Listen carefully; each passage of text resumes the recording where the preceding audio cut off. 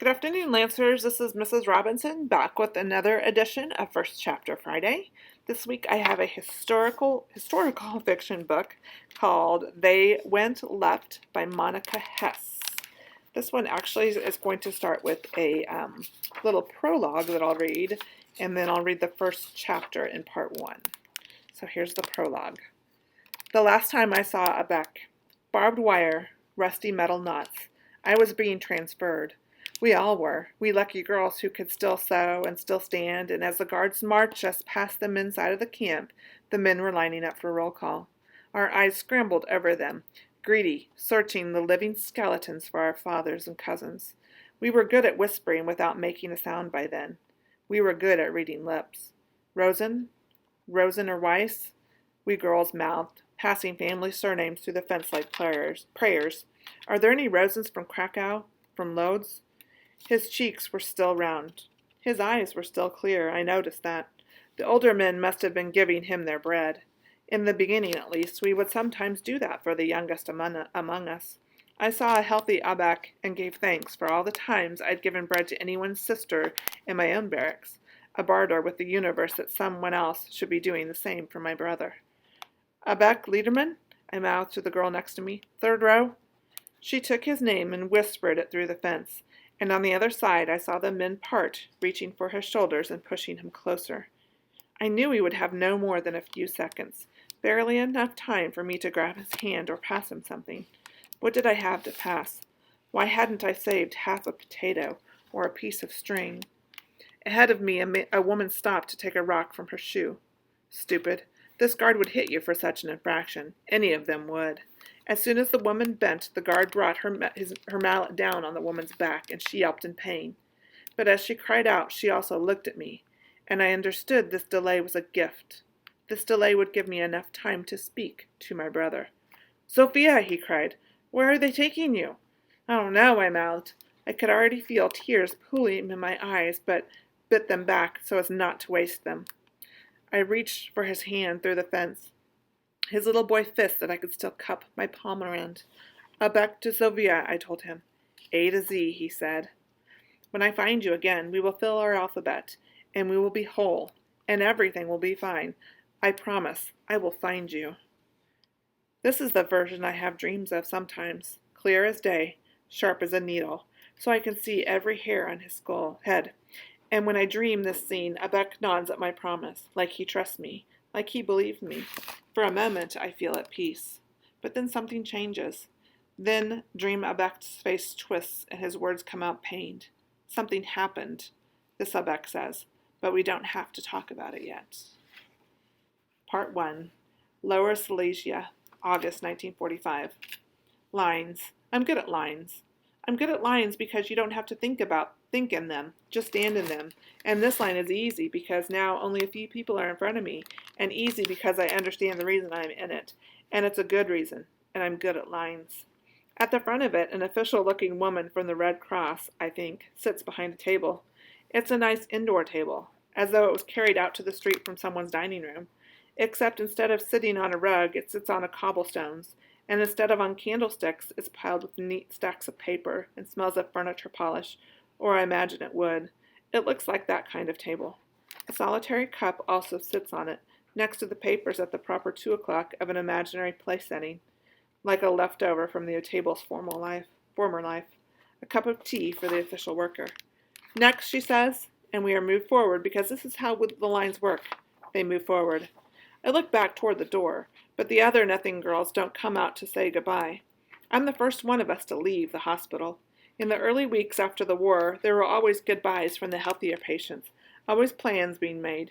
You could look out the ward window almost any time and see a truck grinding past, stuffed with German soldiers on their way home, Polish soldiers on their way home, Russians, a few Canadians, everyone traveling in different directions, and every direction was someone's home, as if the world were a board game and all the pieces had ended up scattered in the wrong corners of the box. But none of the nothing girls were well enough then, so we don't have a protocol yet for what to do when one of us leaves.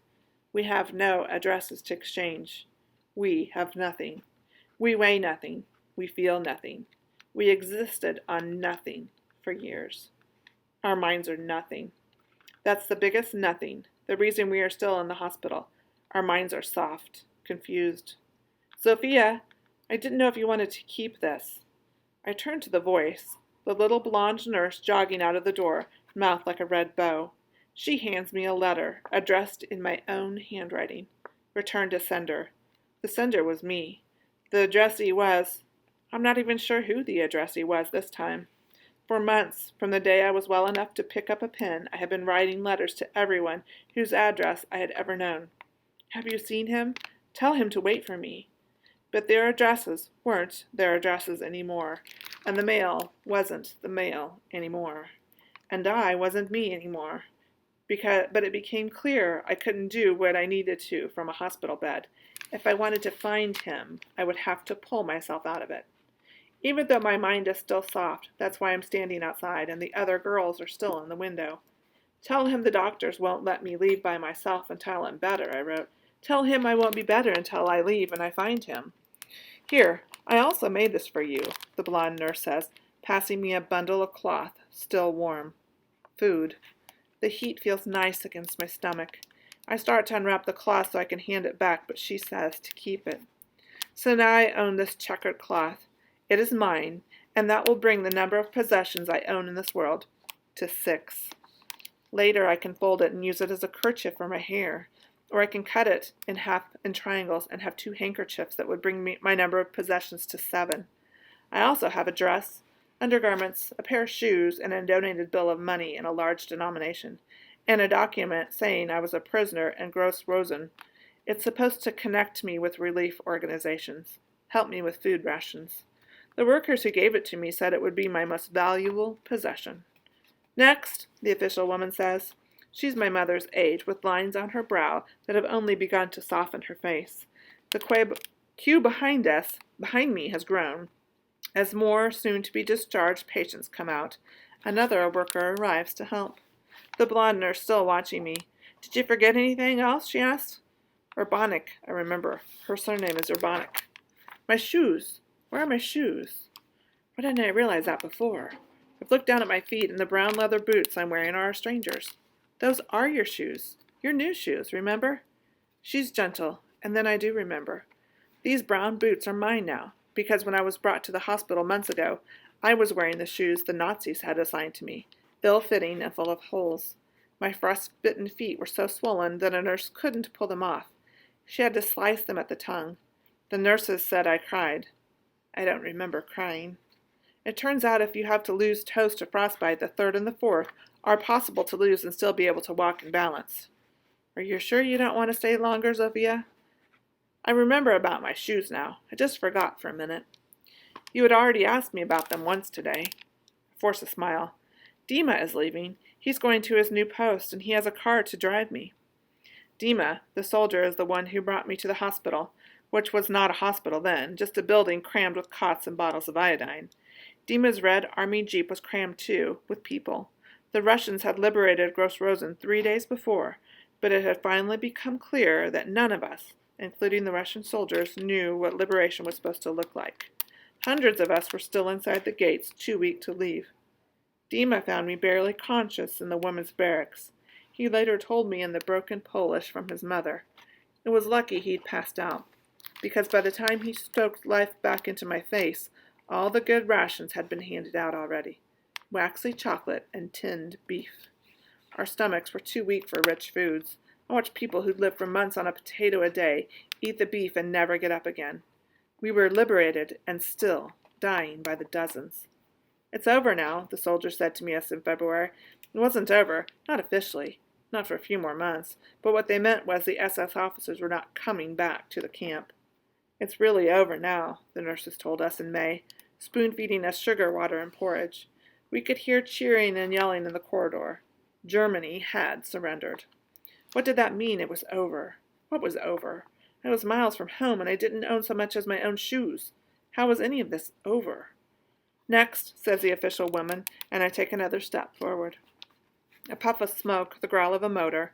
Dima pulls up in his jeep. He leaps out when he sees me waiting. I'm struck again by how much he looks like a cinema poster, like the film version of a soldier. Square chin, nice cheekbones, kind eyes. Dima, who has postmarked my letters for me, who, when I begged him, asked his soldier friends about Birkenau and found out for me that it had been liberated a few weeks before Gross Rosen, and who repeated the same things for me over again when I forgot, and then again when I forgot again. Remember, Sophia, we discussed already. My mind is a sieve, and Dima is how I'm allowed to leave this place, because he is leaving with me. I would have come inside, Sophia. He places his hands on my shoulders. His hair is shorter above one ear. He must have cut it himself again in the mirror. You get too tired, you know. You know I worry about you. I have to stand in this line now. She has to be processed, Nurse Urbanek explains. The aid organizations are keeping records. I tap on the glass like a bird. I look up. In the second-floor hospital window behind me, the Nothing girls have woken. They're touching the glass and waving. To Dima as much to me, they love him. He waves back. Next, the Red Cross woman says. I wait for a minute before realizing it's finally my turn. Her uniform is a single-breasted blue suit. My dress is also pale blue. The nurse who gave it to me said it went with my hair and my eyes. Kind lies. My hair was then patchy and scabbed over, short as a boy's. It's grown back almost to my chin, but a thin, timid brown instead of lustrous curls. My eyes are still the color of empty. Miss, says the matronly woman. Miss. Sophia Letterman. I wait for her to check me off on her papers. And you're going home? Yes, to Sosnowiec. And who would you like me to put on your list? I stare at her, and she reads my confusion. We're asking if you have any names. Names? I know what she's asking. Must make sense, but my brain is fogged again. It can't parse the words. I start to turn back to Nurse Urbanek and Dima for help. The worker places her hand on mine until I look back at her. Her voice has softened from its clipped official tone. Do you understand? We're logging where you're going, but also the family you're looking for. Is there anyone who could be looking for you? Names. I did this once already, months ago, with someone charity worker as soon as I was conscious. Nothing ever came of it, and now his name hurts in my throat. Abek. My brother, Abek Linnerman. Age? He would be 12 now. Do you know anything about where he might be? We were both sent to Birkenau, but I was transferred twice to a textile factory called Neustadt and then to Gross Rosen. The last time I saw him was more than 3 years ago. I watch her make careful notes. Who else? She asks. Just Abek. Just Abek. This is why I need to go home. Birkenau was liberated before Gross Rosen. Abek could already be waiting. Are you sure that's all? Her pen hesitates over the next blank line. She's trying to figure out how to be delicate with me. We found that it's better to cast as wide a net as possible. Not just immediate family, but cousins, distant relations. All will improve the chances of your finding someone. I don't need to add anyone else. Distant relations. She doesn't mean it this way, but it reminds me of when my old teacher would bring candy to lessons. Don't be choosy, he'd warn, walking around with a bowl. Don't be choosy. You'd be lucky to have any relatives at all. Just pick something. Look at all these empty rows. The worker gestures to her paper. Patient, as you'd like to talk to a baby. There's plenty of room to add as many people as you'd like. If you're looking for only one person, one on this entire continent, it could be impossible. One person. Impossible. I look at her empty lines. There aren't enough of them. Not even close. Not nearly enough space for me to tell the story of the people I'm missing. Squeeze my eyes shut, trying to keep my thoughts from leaking, because I know the nurses have been wrong all along. Sometimes it's not that I have trouble remembering things. It's that I have trouble forgetting. Behind me, Dima shifts his weight, concerned. I can tell he wonders if he should help. If there were enough empty lines on that sheet of paper, this is how I would start. I would start by telling her that on the 12th of August in 1942, all remaining Jews of Sosnowiec were told to go to the soccer stadium. The instructors said we were to be issued new identification. It seemed suspicious, even then, but you had to understand. I would tell her, you must understand. The Germans had already occupied our city for 3 years. We were accustomed to an arbitrary orders that sometimes became terrifying and sometimes benign. I would tell her how my family had been moved from our apartment to another across town for no other reason than imaginary boundaries had been drawn on a map, and Jews could now live only inside them. How Baba Rose and I had already made stars to pin on our clothes, cut from a pattern in the newspaper. Papa had already reported to the stadium once. The Germans made all the men report. They were taken, but they were returned, ashen and not wanting to speak of what they'd seen. They returned. I would tell this Red Cross worker that our identification cards were how we survived.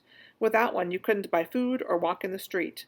So we had to go, and we wore our best clothes. The instructions told us to do this, which we took comfort in, because maybe they were really going to take our pictures for identification. But when we got there were no cameras, just soldiers. And all they were doing was sorting us by health, by age, strong looking into one group, weak or old, or families with young children in another. Our line to work in factories, another line to camps. It took hours. It took days. Thousands of us were on the field. All of us had to be sorted. All of us had to be queried about whether we had special skills or connections. The SS surrounded the perimeter. Behind my family, an old man I recognized from the pharmacy was praying, and two soldiers came over to jeer. One knocked the pharmacist's hat off. The other kneed him to the ground. My father ran over to help him up, and I knew he would. He's always kind to old people, even while my mother and I begged him not to, and I thought, what's the use? My mother and I took turns curling our arms around Abek and telling him fairy tales, the frog princess, the bear in the forest, the whirlwind, his favorite. Abek was tall for his age, which made him look older. When we realized how the soldiers were sorting us, we told ourselves that would matter. Abek, Mama said, you are now 12, not 9, all right? You're 12, and you've been working in your father's factory for already a year. We made up all these reassurances for all of us. We looked at Baba Rose, my sweet, patient grandmother, and we told ourselves she looked much younger than 67. We told ourselves nobody in Sosnovic could sew half as well. Customers who bought suits and skirts from my family's business did so because of the embroidery done at Baba Rose's hand, and surely this counted as a special skill.